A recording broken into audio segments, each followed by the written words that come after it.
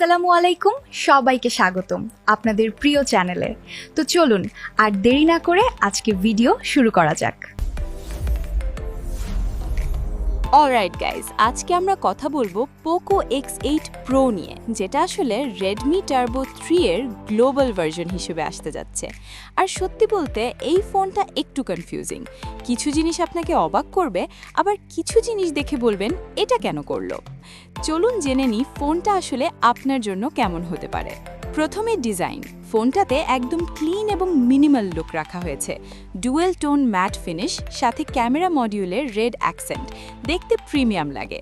ভালো বিষয় হলো এখানে মেটাল ফ্রেম ব্যবহার করা হয়েছে, যা হাতে নিলে আলাদা একটা ফিল দেয়। ওজন প্রায় 206 গ্রাম আর IP68 ও IP69 রেটিং থাকায় পানি ও ডাস্ট প্রোটেকশনও পাচ্ছেন। ডিসপ্লেতে থাকছে 6.59 ইঞ্চের 1.5K LTPS অ্যামোলেড প্যানেল, সাথে 120 Hz রিফ্রেশ রেট, 12-বিট কালার সাপোর্ট এবং প্রায় 3500 নিটস ব্রাইটনেস থাকায় আউটডোরেও খুব ভালো ভিজিবিলিটি পাবেন। বেজেলগুলো পাতলা এবং ইউনিফর্ম, তবে ফিঙ্গারপ্রিন্ট সেন্সরটা একটু নিচে দেওয়া, এটা অনেকের জন্য ছোট্ট একটা অসুবিধা হতে পারে।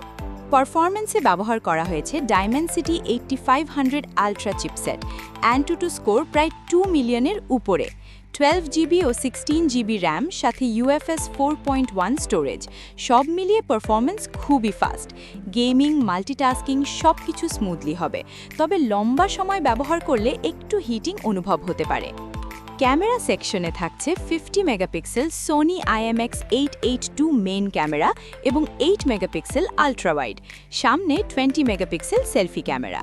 ভালো আলোতে ছবি ভালো আসে, কিন্তু লো লাইটে অ্যাভারেজ পারফরমেন্স। ভিডিওতে 4K 60 FPS পর্যন্ত রেকর্ড করা যাবে, সাথে 960 FPS স্লো মোশন সাপোর্টও আছে। ব্যাটারি হচ্ছে এই ফোনের বড় হাইলাইট। 7560 mAh ব্যাটারি, সাথে 90 ওয়াট ফাস্ট চার্জিং এবং 27 ওয়াট রিভার্স চার্জিং। সহজেই একদিনের বেশি ব্যাকআপ পাবেন। সফটওয়্যারে থাকছে HyperOS 3, Android 16 বেসড, কয়েক বছর আপডেট পাওয়ারও সম্ভাবনা আছে। শেষে প্রাইস। চীনে শুরু প্রায় 2000 ইউয়ান, বাংলাদেশে আসলে আনুমানিক 35 থেকে 40,000 টাকার মধ্যে হতে পারে। সব মিলিয়ে পোকো X8 Pro হচ্ছে একটি পারফরমেন্স বেসড স্মার্টফোন, যেখানে ডিসপ্লে আর ব্যাটারি দারুণ, তবে ক্যামেরা একটু অ্যাভারেজ। ভিডিওটি ভালো লেগে থাকলে লাইক, কমেন্ট, শেয়ার আর টেক রিভিউ চ্যানেলটিকে সাবস্ক্রাইব করে পাশে থাকবেন। ধন্যবাদ।